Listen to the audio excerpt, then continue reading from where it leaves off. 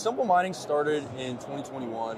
We originally came from a cell phone repair background, and we started getting a lot of requests to fix ASIC hash boards. And it was at that point that we started realizing, okay, this Bitcoin thing is going to stay around. And it was at that point that we started to looking how could we scale a Bitcoin mining operation.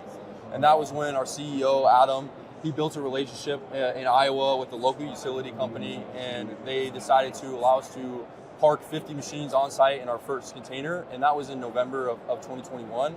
And since then, fast forward to today, we've scaled to 7 sites. We're about to have 9 by the end of the year, with over 20,000 machines under management for clients all across the globe. So we recently partnered with a European company, Alps Blockchain, and that we're building a 50 megawatt hydro site with them, and that allows us to be able to give all of our clients and our investors exposure to hydro miners, which are, hydro mining is just cooling Bitcoin miners with water instead of fan cooled with air. And that's really valuable exposure to all of our clients, and those machines are extremely profitable right now. And we're very excited to move forward with all these strategic partnerships that we have with these companies. Before we hit record, you mentioned that you lower the barrier to entry for users and customers. Can you dive into that a little bit? How can investors get involved with what you're doing?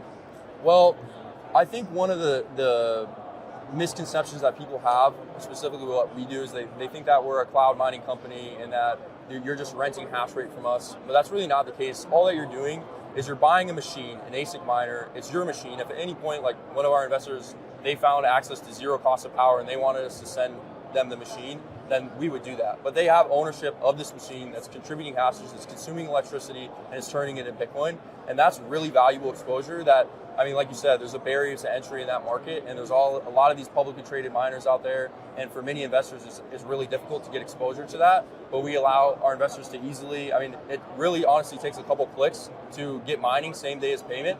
And at that point, you can plug in your machine, you can start mining Bitcoin.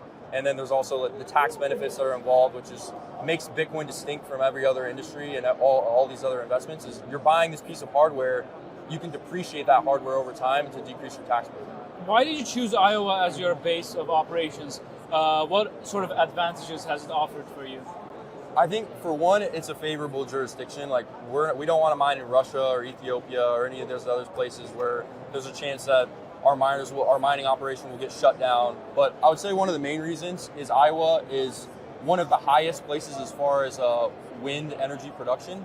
And like 65%, I think, of electricity in Iowa is from wind turbines. And if you look at the grid, when you have these variable loads from these sustainable sources of electricity, then it makes a lot of sense for utility providers and these places on the grid to work with Bitcoin miners to help them balance that load. And that's one of the misconceptions that I think is getting, it's starting to come to light, that Bitcoin miners actually help strengthen the grid and absorb wasted energy and make the grid more efficient for all these utility providers. And it's not the other case where Bitcoin mining is just going to eat up all the electricity and it's very bad and it's making all of the things that you're trying to run more expensive. Something that I have been thinking about is like this Bitcoin treasury strategy has been a big thing. All these companies are adopting this and they're trying to increase Bitcoin per share for their investors.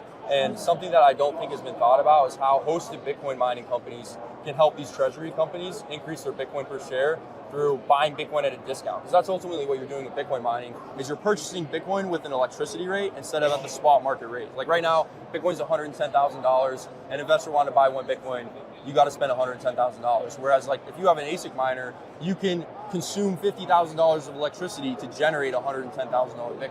And I think that's something that's often overlooked.